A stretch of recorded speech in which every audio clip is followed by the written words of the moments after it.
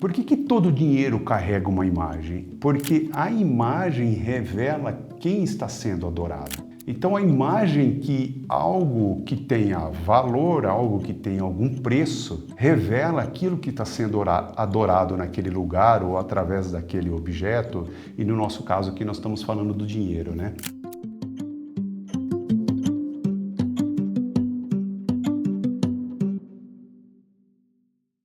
Olá pessoal, tudo bem? Eu estou de volta aqui com o nosso segundo vídeo sobre a liberdade financeira através de um jejum que eu fiz de 8 dias. Como eu falei lá no primeiro vídeo, foram 8 dias não consecutivos, né? Mas foram 8 terça-feiras para ser mais exatos, né? Foi um vídeo que eu acabei vendo lá no canal do pastor Po Yang Cho. Num canal não, né? Alguém pegou o livro dele e fez um áudio ali, colocou algumas imagens dele, mas explicando como era esse jejum, como que as pessoas da igreja dele, da comunidade dele, faziam esse jejum não por barganha, né? Eu peço que você assista o primeiro vídeo lá, e lá eu falo um pouco mais, explico um pouco mais o porquê desse jejum. Bem, e hoje nós estamos aqui continuando, lembrando que nós temos um mapinha mental e no final, lá no último vídeo, no 8º vídeo, eu vou deixar aí embaixo na descrição do vídeo um link para download desse material completo, com todos os versículos bíblicos, com tudo que nós vamos precisar para poder trabalhar, né, esse conteúdo. Eu estou olhando para o lado aqui, porque eu estou olhando para um mapinha mental, onde vocês vão receber esse mapinha mental também, tá bom? E uma das coisas que eu gostaria de pedir para você que está chegando agora e não conhece o nosso canal, não conhece o nosso conteúdo, eu peço que você, por gentileza, se inscreva no canal, ative o sininho aí embaixo para você poder receber as notificações, porque afinal eu estou fazendo aqui no formato de uma playlist, né, esses 8 vídeos, e que você possa receber, né, esse vídeo ou os próximos vídeos do canal, né?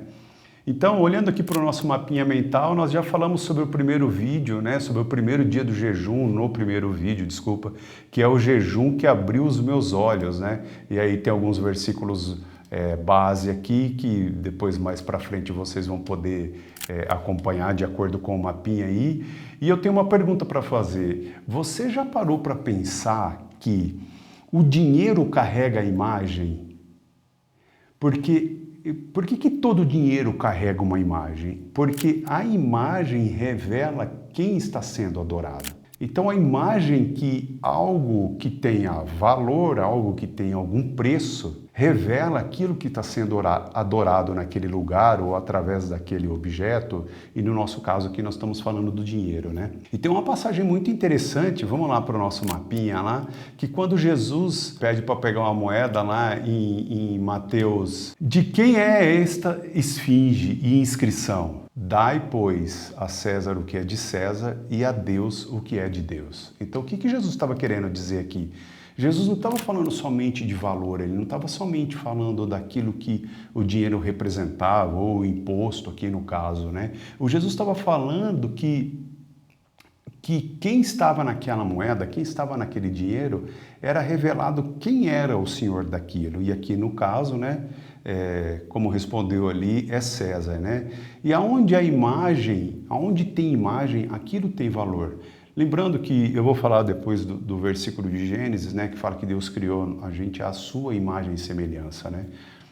Então veja, o que tem valor? Qual é a imagem que tem valor? Qual é a imagem que a gente quer transmitir, né? Que imagem é essa que a gente transmite através das nossas ações, através das nossas atitudes em relação ao dinheiro, né? A maneira como a gente tem administrado o dinheiro que a gente tem ganho, como é a nossa relação com isso e que imagem nós estamos transmitindo isso. Eu tenho filhas, né? Eu tenho 2 meninas.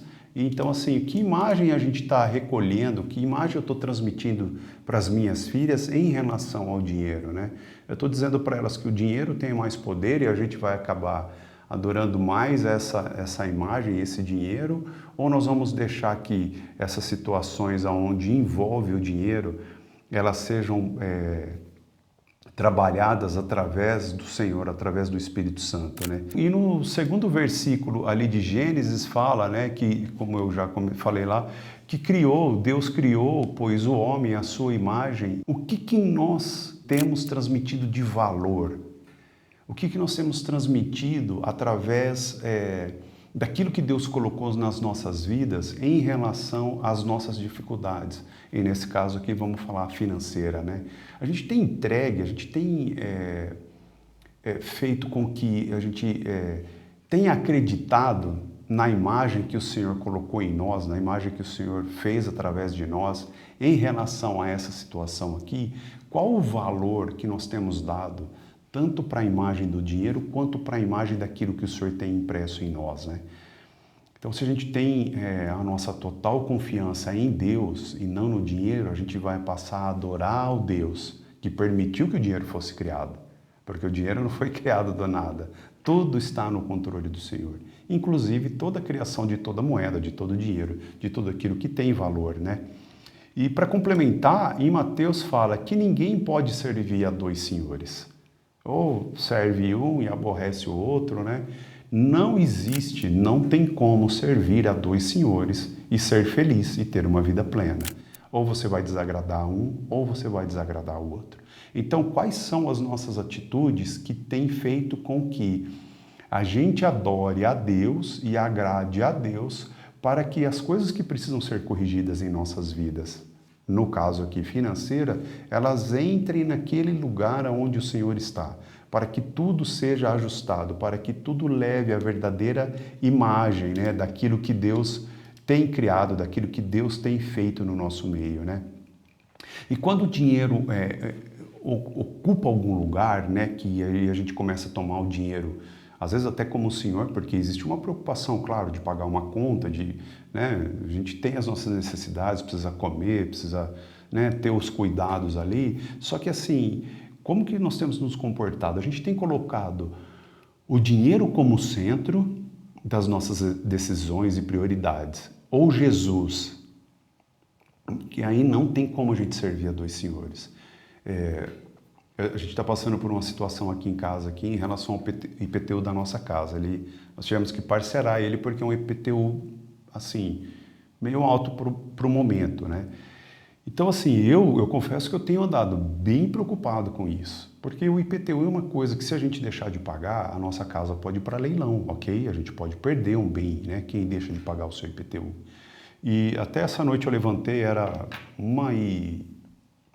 10 para as 2 da manhã, e fui orar. Eu acordei assim, eu entendo que é o Senhor me chamando, porque eu acordo como se eu já tivesse dormido a noite toda, e era apenas 10 para as 2 da manhã. Eu levantei, eu fui orar e eu fui colocar essas coisas diante do Senhor, sabe? Senhor, o dinheiro paga o IPTU, mas eu preciso de um movimento extra, né, espiritual, de um milagre, para não deixar com que isso chegue num ponto onde eu não consiga pagar mais e gere um problema muito sério, né? Então, assim, a gente tem que colocar o Senhor no meio, como centro dessas ações, dessas atitudes. É claro que nós não vamos sair, eu não vou levantar daqui, vou na concessionária, pegar um carro zero lá e falar, eu vou pagar em nome de Jesus. Não, não é isso, né? Eu estou falando de necessidades, de coisas que a gente precisa fazer para colocar diante do Senhor, para que elas sejam resolvidas através do Senhor. A gente não criou esse IPTU por má vontade, porque deixou de pagar ou porque gastou o dinheiro com outras coisas. Não é isso. Então a gente precisa ter uma liberdade financeira adorando ao Senhor e não ter uma prisão financeira adorando Mamon, que a gente sabe que é chamado de, né, o Deus do dinheiro, né? Então, quando a gente tem uma liberdade financeira em adorar ao Senhor, as coisas começam a acontecer. Quando a gente tem uma prisão financeira, que é onde a gente coloca o dinheiro em primeiro lugar, a gente começa a criar uma situação da qual nós vamos desagradar a Deus. E a gente não está aqui para isso, afinal, nós somos feitos sua imagem e semelhança, né? E aí, quando Deus volta para o centro disso tudo, o dinheiro ele deixa de ser um problema e passa a ser um recurso. Quando nós colocamos o Senhor no centro de todas as situações onde envolve a nossa vida financeira ou qualquer área da nossa vida, aquilo deixa de ser um problema e passa a ser uma solução. No caso do dinheiro, passa a ser um recurso. Recurso para a gente empregar na obra, ajudar um irmão que pode estar passando uma necessidade, ajudar um familiar, né? Alguém que esteja precisando de alguma coisa.